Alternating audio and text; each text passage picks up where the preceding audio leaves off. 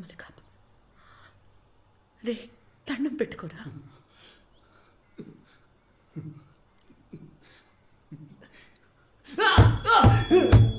రే, ఏంట్రా ఇది?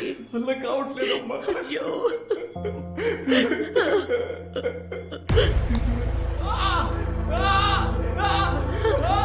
శ్రీకాంత్, శ్రీకాంత్, ఏంట్రా? శ్రీకాంత్, ఏమైందిరా? అయ్యో.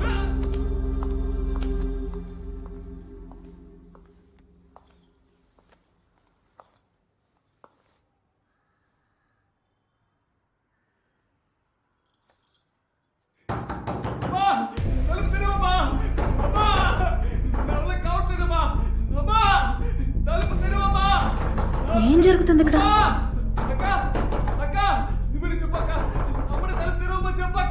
ఏం జరుగుతుందని అడుగుతున్నాను కదా.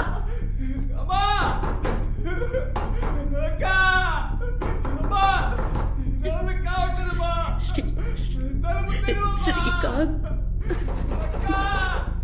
శ్రీకాంత్ మత్తు పదార్థాలకి బానిసయ్యాడు.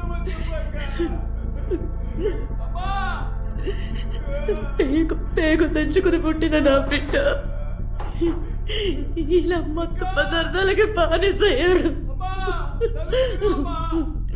మన ఇంట్లోనే ఒక బానిస ఉన్నాడని నీకు తెలియదు శక్తి.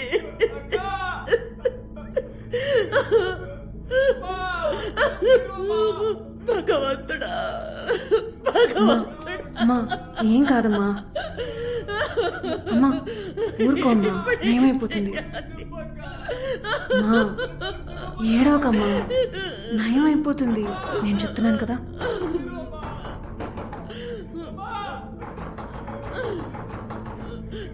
డాక్టర్కి చూపిద్దాం.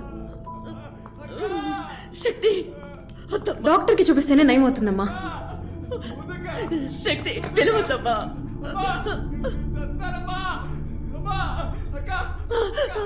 శక్తి వద్దమ్మా, వాడు అనంత పని చేస్తాడు. ప్లీజ్. కానీ నాకు నమ్మకం ఉందమ్మా.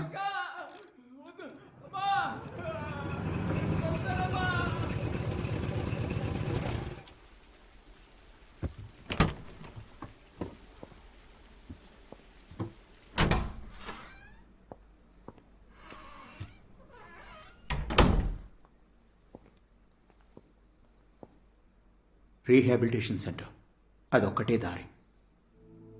మానసిక చికిత్సాలయం ఇదేంటంటే హాస్పిటల్లో అడ్మిట్ చేసి మందులిచ్చి నయం చేయడం అన్నమాట. మీ అబ్బాయిని జాగ్రత్తగా చూసుకుంటారు. మీరేవీ దిగులు పడక్కర్లేదు. డాక్టర్ పోనీ ఇక్కడ నుంచి వైద్యం చేయడం కుదరదు. Don't worry about that. లేదు లేదు డాక్టర్, వాడినలా ఒంటరిగా పంపించడం మా వల్ల కాదు. అమ్మా రీహాబ్ సెంటర్ అయితేనే జాగ్రత్తగా చూసుకుంటారు. ఈ స్టేజ్ లో మనం అసలే వాడు మనసు విరిగిపోయి ఉన్నాడు. ఈ పరిస్థితుల్లో నేను వాడిని వదిలిపెట్టి ఉండలేను డాక్టర్. అమ్మా ఇప్పుడు వాడిని మనం కాపాడుకోవాలంటే మనకున్నది ఇది ఒక్కటే దారి. డాక్టర్ మీరు రండి, మనం మాట్లాడుకుందాం. ఒక రీహాబిలిటేషన్ సెంటర్ బెంగళూరులో ఉంది. వాళ్ళైతే బాగా నయం చేస్తారు. Don't worry. వీలైనంత త్వరగా చేద్దాం డాక్టర్. నేను ముందు ఒకసారి వాళ్ళకి ఫోన్ చేసి తర్వాత మీకు చెప్తాను. ఉన్నట్టుండి నీకు నీ తమ్ముడి మీద ఇంత ప్రేమ పుట్టుకొచ్చిందంటే ఇన్నాళ్ళు వాడు చచ్చాడో బతికాడో కూడా పట్టించుకోకుండా నీ గురించి నువ్వే ఆలోచించుకున్న దానివి ఈ రోజు ఇంత ప్రేమ పుట్టుకొచ్చిందా? ఏ రోజైనా వాడితో ప్రేమగా మాట్లాడావటే? పాపం బిడ్డ వాళ్ళలో వాడే కుమిలి కుమిలి ఏడుస్తున్నాడు. ఓ అయితే ఇది కూడా నా తప్పే అంటావా అమ్మా? శక్తి, దీనిలో నువ్వు తలదూర్చుకో. వాడిని కన్న తల్లిగా వాడిని నేను చూసుకోగలను. మీరే మాట్లాడి తేల్చుకోండి. ఆవిడి గారి బిడ్డ విషయంలో నేనెందుకు తల దూర్చడం?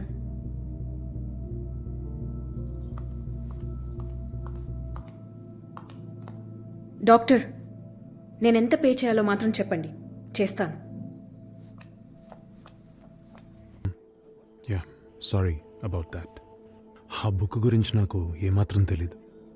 అది నేను చదవనే లేదు.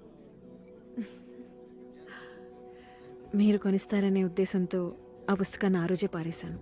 ఇంట్లోనే లైబ్రరీ ఉన్న అమ్మాయి పుస్తకాలు పాడేస్తుందని అనుకోను. నాకు లైబ్రరీ ఉందని మీకెలా తెలుసు? నేను నిన్ను ఎంచుకోవడానికి ఆ లైబ్రరీయే కారణం. యాక్చువల్లీ నేను ఇష్టపడింది అందుకు. నీలాంటి ఒక తెలివైన అమ్మాయే నేనేం చెప్పాలనుకుంటున్నానో అర్థం చేసుకుని దాన్ని నిలబెట్టగలుగుతారని నా నమ్మకం.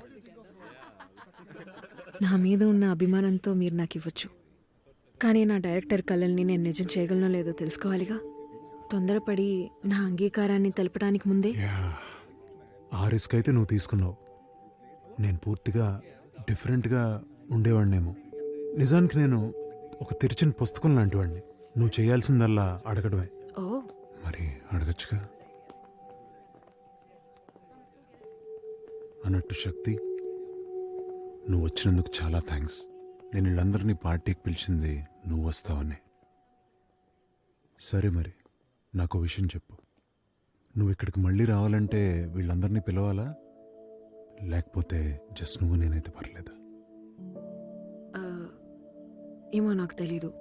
అంతకంటే ముందు నేను ఇంటికి వెళ్ళిపోవాలి, నెక్స్ట్ షూట్ మొదలయ్యేలోపు. Hey you okay? యా కావాలంటే మనం షూటింగ్ పోస్ట్పోన్ చేయొచ్చు. లేదు, అక్కర్లేదు. అవునా? ఎప్పుడు ఉండే పనే కదా. ఈ రోజు ఆఖరి రోజు అంటే నమ్మలేకపోతున్నా. టైం అలా గడిచిపోయింది. అవును, నాకు కూడా అలానే అనిపిస్తుంది. నీకోటి తెలుసా, నీ పక్కన ఉండడం కోసం ఇంకొన్ని సీన్లు రాయాలనిపిస్తుంది. ఏంటో. అలా చేసుంటే నిజంగా బాగుండేది. లెంత్ మొత్తం దొరికిందా? మొత్తం నాకు ఓకే అనిపించింది. నీకు ఓకేనా? ఓకే, మీకు ఓకే అయితే నాకు ఓకే. సరే నెక్స్ట్ లొకేషన్ రెడీ చేయమని చెప్పు. గాయస్, ఈరోజు మ్యామ్కి మనతో చివరి డే. ఆవిడ షూటింగ్ పూర్తయింది. I think she deserves a big round of applause. Thank you. పూర్తయింది, ఇక మీరు వెళ్ళొచ్చు. అన్నట్టు మాకు కొంచెం పని మిగిలే ఉంది. మీతో పనిచేయడం చాలా సంతోషంగా ఉంది శక్తి. నిజంగా జీవితంలోనే మరపురాని క్షణాలు. నాకు కూడా చాలా సంతోషంగా ఉంది. మీతో, మీ టీంతో నా మనసులో ఉన్నది చెప్పాను. నేను ఇంతకు ముందే ఎవరితోనూ ఇంత సంతోషంగా లేను. మళ్ళీ రొటీన్ లైఫ్, కష్టాలు ఎదుర్కోవాలి. వాటి నుంచి తప్పించుకోవడం ఎవరితరం కాదు కదా. Show you cannot. నేను మెడ్రాస్కి వెళ్ళే తీరాలి. అక్కడ చక్కబెట్టాల్సిన సమస్యలు ఎన్నో ఉన్నాయి. ఇప్పటి వరకు నేను ఇక్కడ పొందిన సంతోషాన్ని అక్కడి వరకు తీసుకెళ్తానని నాకు నమ్మకం లేదు. అయినా జీవితంతో పోరాడి గెలవక తప్పదు. ఒంటరితనాన్ని భరించలేం చైతన్య. ఎన్నున్నా చివరికి కుటుంబమే అన్నీ.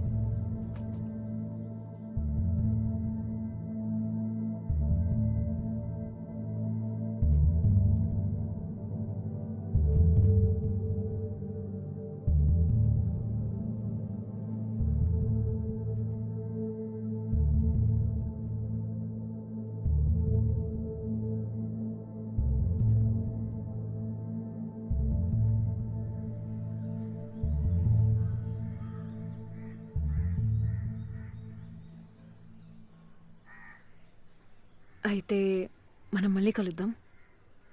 మళ్ళీ హైదరాబాద్ వచ్చే ఆలోచన ఏమైనా ఉందా? లేదు, నా ఉద్దేశం మీరెప్పుడైనా మెడ్రాస్ వస్తే. నాకు అక్కడేం పని లేదు, వచ్చే ఆలోచన కూడా లేదు. ఓ, నాకు కూడా హైదరాబాద్ వచ్చే ఉద్దేశం లేదు. అలా అయితే ఇక మీద మనం కలవడం కుదరకపోవచ్చు. ఓకే.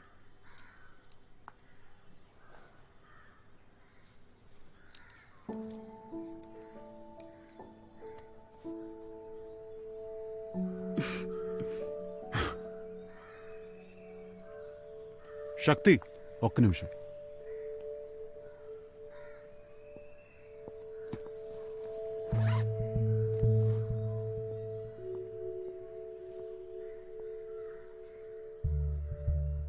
రెక్కలున్న అమ్మాయి భూమికి అంటి పెట్టుకునుంది వర్తమానం కోసం.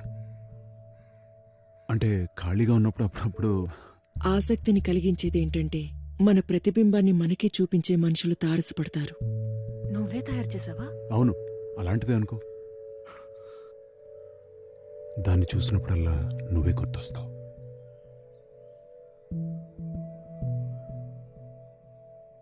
ఒకటి చెప్పనా? అప్పుడు నాకొకటి స్పష్టంగా అర్థమైంది. నా జీవితం నన్ను చాలా మార్చింది. ఆ ఒక్క బొమ్మలో నా జీవితం మొత్తం నాకు కనిపించింది.